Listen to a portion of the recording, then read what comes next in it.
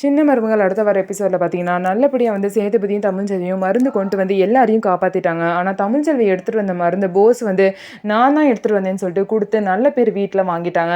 இதனால் பார்த்தீங்க அப்படின்னா தாமரையும் அவங்களோட அம்மாவும் என்ன பேசிக்கிறாங்க அப்படின்னா, ச்சே, அவனோட பையன் வந்து அவளோட பையன் மருந்து எடுத்துகிட்டு வந்தனால நம்ம வந்து அவகிட்ட போய் கெஞ்சுற நிலம ஆயிடுச்சு.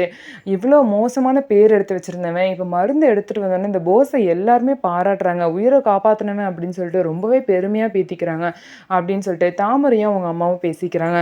ச்சே, நம்ம நிலைமை இப்படி ஆயிடுச்சே அப்படின்னு சொல்லிட்டு 2 பேருமே ரொம்பவே ஃபீல் பண்ணுறாங்க.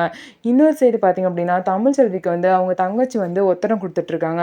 அவங்களுக்கு பார்த்தீங்கன்னா மயக்கம் போட்டு அடிபட்டனால அவங்களுக்கு ஒத்தடம் வச்சுட்ருக்காங்க. அப்போ தமிழ்ச்செல்வி என்ன சொல்கிறாங்க அப்படின்னா, இந்த மாதிரி நான் மருந்து எடுக்க தான் போனேன், நான் எடுத்துட்டேன், ஆனால் பின்னாடி வந்து என்னை யாரோ அடித்தாங்க அப்படின்னு சொல்லிட்டு சொல்கிறாங்க. என்னது அடித்தாங்களா, நீ ஏன்க்கா சொல்லவே இல்லை, யார் ஒன்று அடிச்சிருப்பான்னு கேட்கும்போது, ஒரு வேளை போஸாக இருக்குமோன்னு எனக்கு டவுட்டாக இருக்குன்னு சொல்லிட்டு தமிழ்ச்செல்வி சொல்கிறாங்க. இதுக்கு சேதுபதி வந்து திட்டுறாங்க. இதுக்கு தான் காட்டுக்கு போவேணான்னு சொன்னா சும்மா இருக்கணும். தேவையில்லாம பேச்ச கேட்காம காட்டுக்கு போய் இந்த மாரிலாம் அடிபட்டு வந்து அங்க வலிக்குது, இங்க வலிக்குதுன்னு சொன்னா, ஒழுங்கா டாக்டர் குடுத்த மருந்த போட சொல்லுன்னு சொல்லிட்டு தமிழ்ச்செல்விய திட்டிட்டு போறாங்க. ஸோ நம்ம வீடியோ உங்களுக்கு பிடிச்சிருந்தா நம்ம வீடியோவ லைக் பண்ணிக்கோங்க. மறக்காம நம்மளோட சேனல சப்ஸ்கிரைப் பண்ணிட்டு பாருங்க.